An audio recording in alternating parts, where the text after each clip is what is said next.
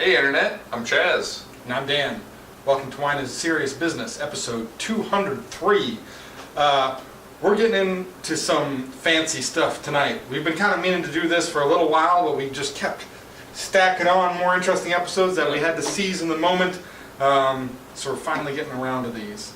Well, it's hard on us to get too expensive Pinot. I mean, these bottles are expensive, right? It's true. And like when you tend to spend more than $50, sorry guys. Right. When you tend to spend more than like $50, $60 on a bottle of wine, you kind of want a story. You don't want to save it for a special occasion, and we have to buy extras for the show. And Totally, so right. This is an occasion like we really enjoy these shows where we get to like check in on some current release stuff that's really good generally.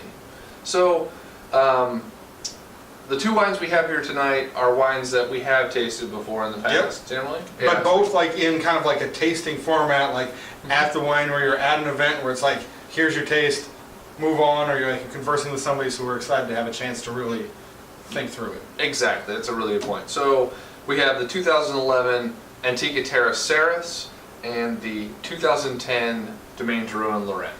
So both pretty fancy bottles. Yep. So it's our fancy Oregon Pinot show, currently stuff. So Yep. which one should we start with actually? Oh, I'm having a tough time with this here.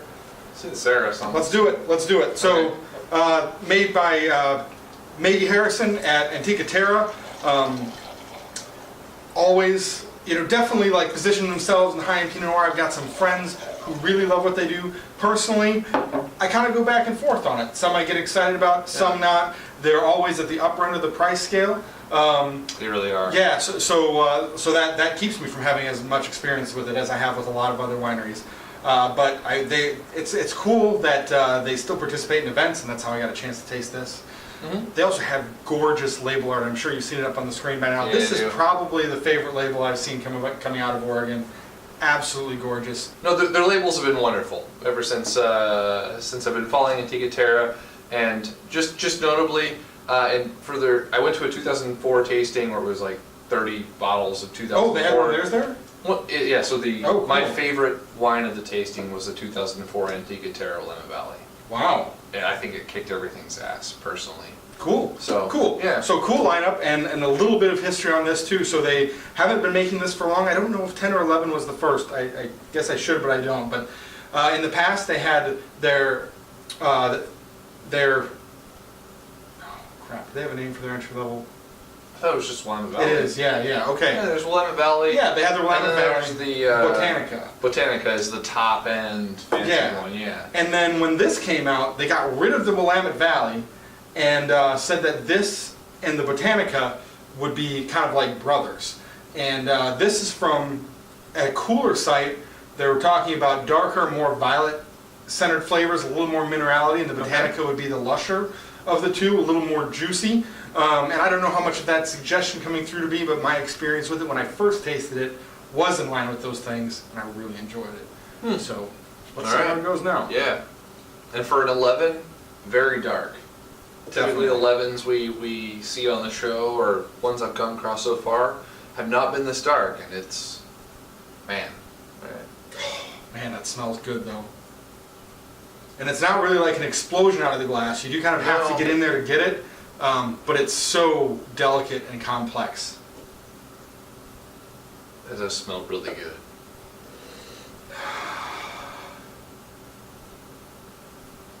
A little bit of like grilled pork, and then just these great cherries and raspberries, just like really rich, succulent fruit all over the place.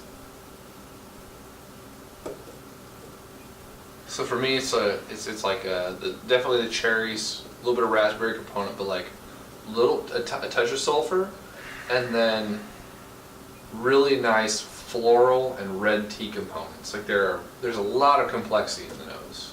There's something like a little obtrusive, but like it's like very there's a lot to it. I'm getting a little touch of like dried forest floor, like dried pine needles on the floor or something like that. Got a little bit of the funk. A little bit, just a touch. Just a touch. Yeah, we're not talking like any sort of Dundee Hills funk, like where the funk is like right out in front. This is just a touch of it. A little bit of the pine needles, a little bit of the forest floor. Yeah. But very nice nose. Yeah, it smells wonderful.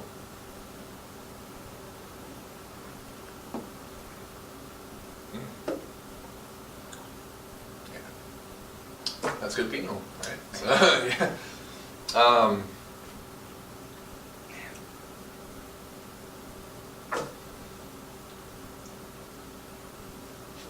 Just kind of keeps A, going, right? a very long evolution. Yeah, so like you kind of want to say something like, nope, Yeah, I would be nope. cutting it off. I'd be cut. It's like someone like cutting someone off. Yeah, or yeah, some time. exactly. Yeah, Yeah, like let it finish. A very long expression of red fruits. Like you got the. I wouldn't even like. We talked about cherries on the nose, but like sort of like strawberries, sort of raspberries, but a very long expression of those. And I was trying to cut it off. So go ahead. Great texture right on the entry. It's got this soft feeling to it with the structural elements in play, but for my palate, in excellent balance. Like you can feel the acidity, you can feel like the light touch of the tannins providing just a little bit of structure, but not breaking anything up at all. Like it's got a really smooth contact to it that evolves really nicely across the palate. The fruits are there, right? The raspberry from the nose definitely showing a little bit of that acidity, a little bit of that tart character.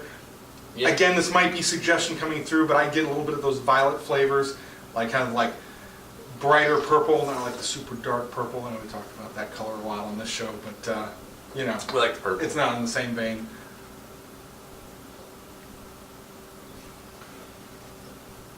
But there. So we talk about in time of tasting notes. We talk about like mid palate length. Yep.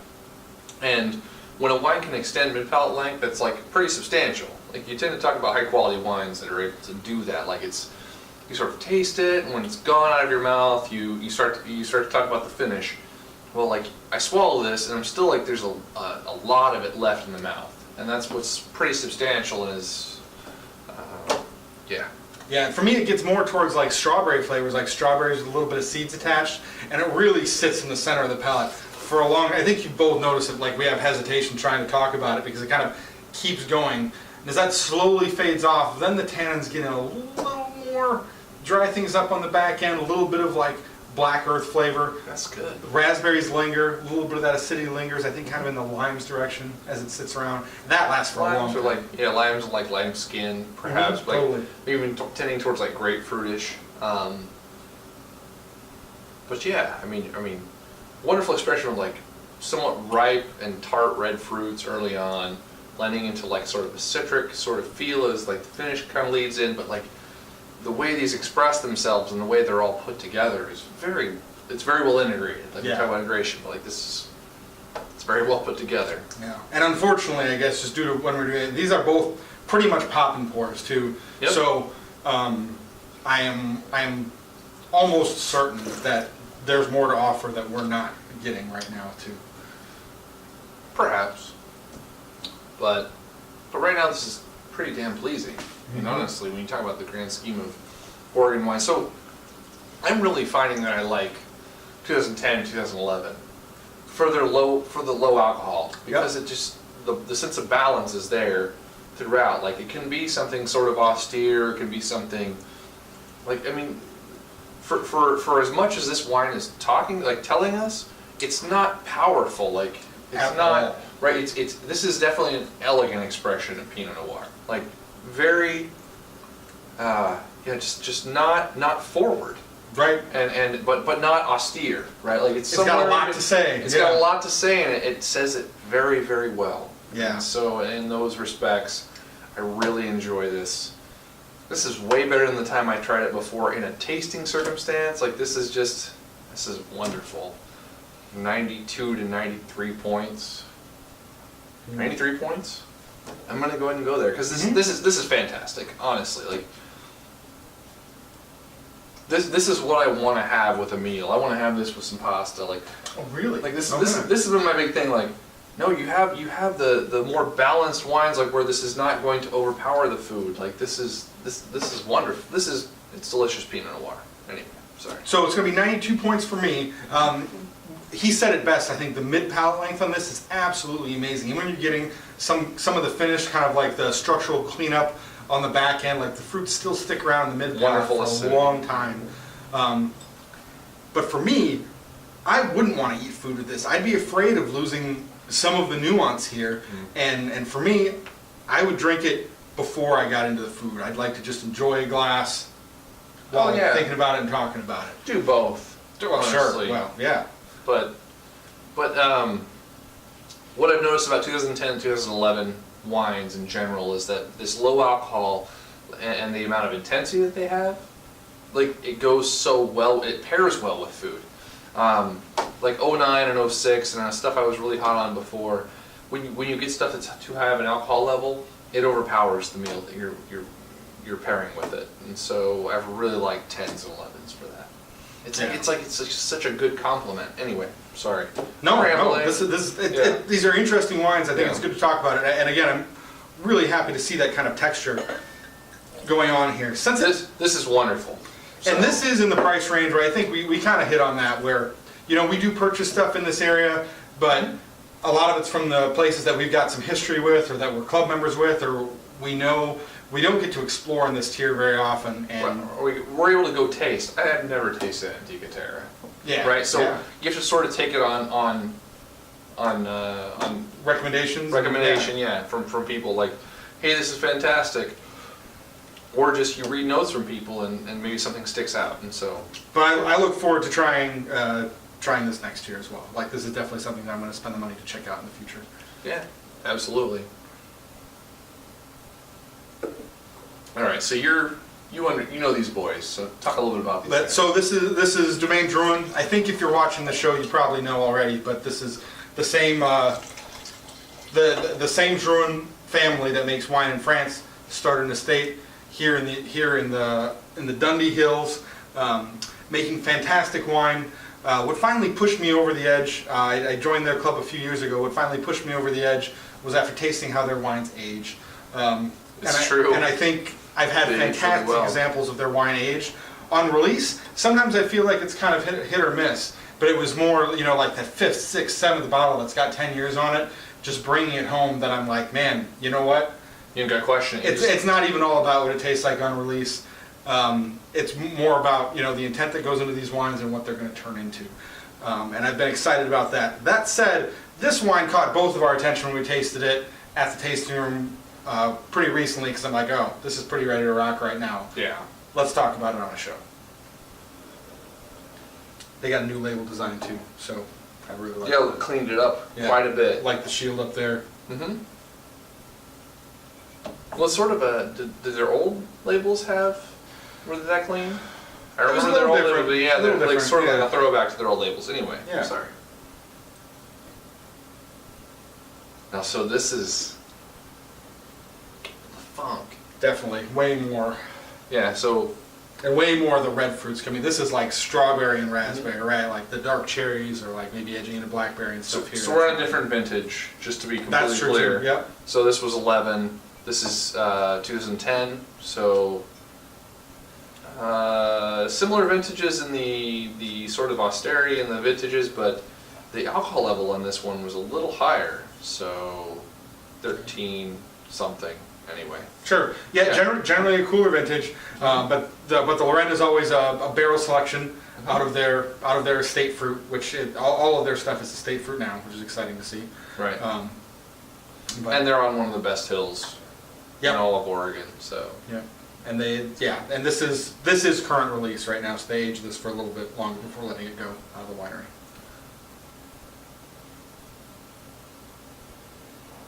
Sweet red fruit. Like red clay, the Oregon funk. Smells wonderful. A little bit of dark earth underneath it all too, I think. Mm-hmm.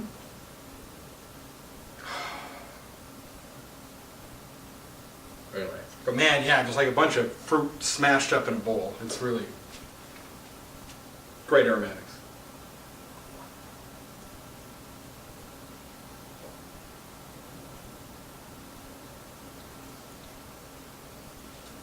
Yeah. Yeah.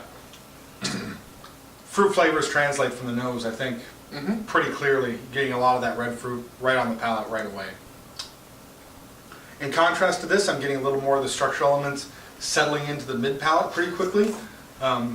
Mostly acidity. I feel like it's kind of keeping things a little drier down the center of the palate. The fruit settles more into the sides. It's definitely a faster progression from the Ceras. Like this is providing the fruit early on. The structural elements come in very quickly, and the progression is in a shorter time frame. But great integration between all of those things, and yeah, it's very nice. It's really like biting into an excellent piece of fruit for me. And there aren't a whole lot of fruits that can really give you that explosion of flavor. I think like cherries and peaches probably do it the best, where you get a little bit of that skin up front, or it's a little slow, but then like you just bite into the juices and your mouth's just packed full of flavor. There's this big explosion across the mid palate. Just fantastic red fruits. And I agree with that. Like loads of cherries, loads of strawberry, but like it's because I've been yeah. Could be. I've been eating Pinot grapes the whole all day yesterday because I was hungry. Not because I worked for 12 hours yesterday. Yeah, sugar. I was seriously hungry, and so I was just eating peanut berries off the line.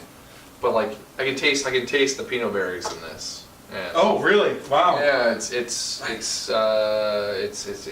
tastes wonderful. Like it's not only like the red fruits, but like there is like a grapey, like a grape skin sort of like dry seediness to it that's sort of reminding me of like a ripe Pinot berry. I don't know. So anyway. Yeah, a little bit just of totally. no. That makes total sense. Anyway. Yeah, and I think a little that lime acidity kind of grows across the back end of the palate, dries things out some more. The tannins, I think, are great. They're full, and they're there, and they definitely give some drying action at the end and in the mid palate, but they're never harsh. They're just kind of full and have this. Mm-hmm. So it's kind of like the big guy, like the bouncer that's standing in the corner of the room like this all night. Like, you know he's there, but doesn't cause any trouble, and it's a good thing, right? Because he could. You have a lot of wines with tannins like this that are disjointed, or they're not integrated with the fruit, and it causes a lot of problem. I think this is where some of the extra age on this wine is really benefiting it. And it also makes me excited for the aging potential of the wine as well. Because right now it provides like a little bit of drying character, kind of this nice foundation for the wine. Mm-hmm. But I think as that evolves further to add like some more age components, I'm even more excited about what this is going to become.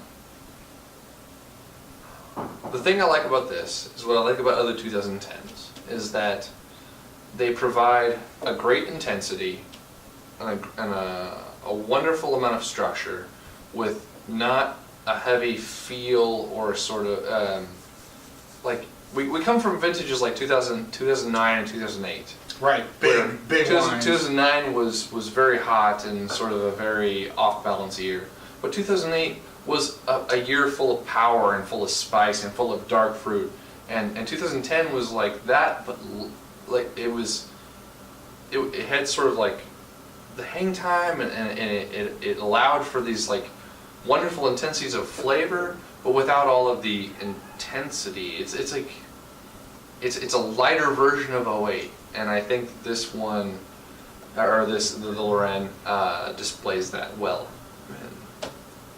Even a little bit of time in glass I've had, I can smell it opening up more, a bit on the nose and a little bit on the palate. So great for drinking right now. I think it's got a lot of potential for the future. Side by side, as we're done with this, we're going to have this choice. Which one do we drink more of? They both got their strengths. I think, you know what, I'm going to. Oh, I can't. I'm having a hard time scoring this. This is where it comes to. You go ahead.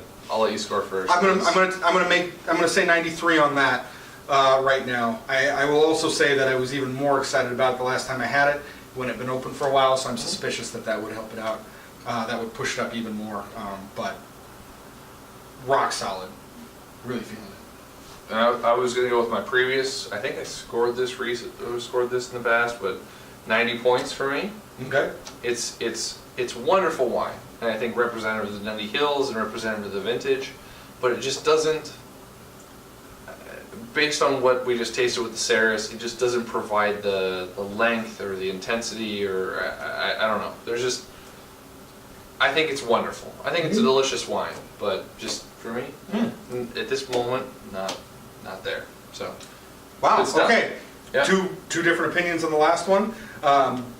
Still, a couple really enjoyable Yeah, wines. still really enjoyable wines, and both worthy of purchase, and based on the Drouhin's aging potential. Yes. Yeah. Oh, we'll drink some when they're old too, I'm sure. We will. So, cool stuff today. Thanks for joining us. Hopefully you enjoyed the show. For a question of the day. Question of the day. Question of the day. Oh, Chaz just ran a marathon last weekend. You can tell where we're at in the timeline. There'll be some great photos. I think we're going to put them on the page. Clip a couple photos into the show. Yeah, he drank this while running across the finish line. Yeah. So there's some great photos out there. We'll post them up on the page when they come through. Did any of you guys run any races this year? Was it? What races have you done this year? Yeah. If you have, yeah, tell us about them. He'd be more interested. He probably knows. Yeah, I like running quite. If you're a bit. watching this, most of you guys are in Oregon. I run all the time. Maybe you'll see him at a race sometime. Hopefully.